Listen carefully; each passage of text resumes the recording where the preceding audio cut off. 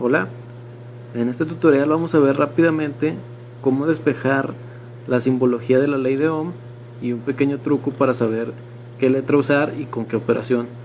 Como pueden ver, el triángulo mágico se expresa de la siguiente manera, con su voltaje, su intensidad o corriente y la resistencia. Entonces, para recordar solamente, veamos la corriente, su símbolo es la I por intensidad y se expresa en amperes. El voltaje, su símbolo es la V y se expresa en volts. Y por último la resistencia, su símbolo es la R y se expresa en ohms.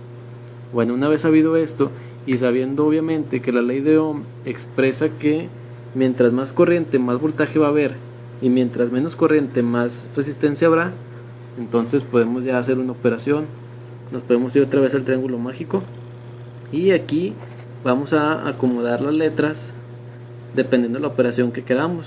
Por ejemplo, digamos que yo quiero encontrar el voltaje en un circuito. En este caso taparía la letra B y mi operación sería intensidad por resistencia. Dependiendo de la posición es como se puede sacar el resultado.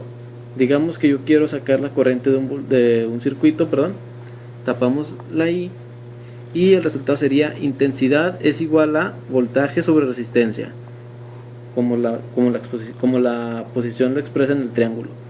Y ahora digamos que yo quiero sacar la resistencia de un circuito, la resistencia total. En este caso tapamos la R y sería resistencia es igual a voltaje sobre intensidad. Si se fijan, la posición nunca cambia y así es más fácil de recordarlo. Otro tip que les puedo dar para que no se confundan es siguiendo el abecedario. Siempre va a ir primero la V arriba y por abecedario sería primero la I y por consecuente la R. Entonces, sabiendo esto, pues podemos hacer una operación y sería de la siguiente manera. Aquí lo expresa. ¿Cuál es el voltaje a través de un resistor de 25 ohms cuando fluye a través del mismo una corriente de 200 mA? Entonces, en este caso me pide el voltaje. Lo que haríamos sería lo siguiente, sería ejercicio.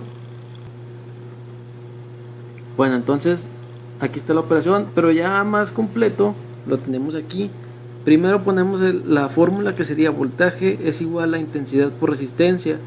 Entonces vamos a hacer la sustitución. Sería voltaje es igual a 200 mA por 25 ohms. Perdón por la calidad, como que está fallando.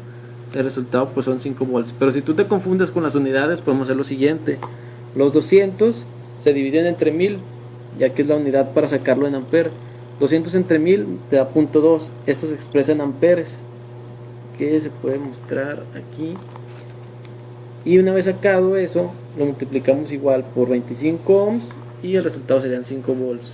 De cualquier manera es igual y es correcta, solamente pues depende de que también maneje las unidades para que no te confundas a la hora de un examen o pues de conectar algo. Ahora vamos a ver otro problema. Es el siguiente.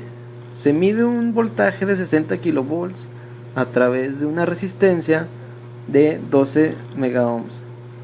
¿Cuál es la corriente que fluye? En este caso, como vemos en el triángulo, vamos a tapar la intensidad, ya que es la que nos pide, y por consecuente el resultado sería, bueno, la fórmula sería intensidad es igual a voltaje sobre resistencia. Entonces nos vamos a la fórmula, intensidad es igual a voltaje sobre resistencia. Ahora vamos a sustituir. Como nos piden 60 kilovolts, hay que reemplazar las unidades para no confundirnos. Entonces, originalmente nos piden 60 kilovolts. Esto se convierte en 60.000 volts sobre 2 megas, así se expresa. Si hubieran sido 12 kilo ohms, entonces serían 12.000 ohms. Pero como nos piden megas, pues se expresa en millones. Entonces hacemos este resultado, hacemos la operación y nos da por consecuente 0.005 amperes. Esto es igual a 5 miliamperes. ¿Por qué? Porque lo multiplicamos por 1000 y para que no se confundan con las unidades, lo multiplicamos por 1000 y así se expresa en 5 miliamperes. Entonces, como recordamos, ¿por qué miliamper? Porque nos está pidiendo corriente y las unidades son en amper, miliamper, microamper, megaamper, etcétera.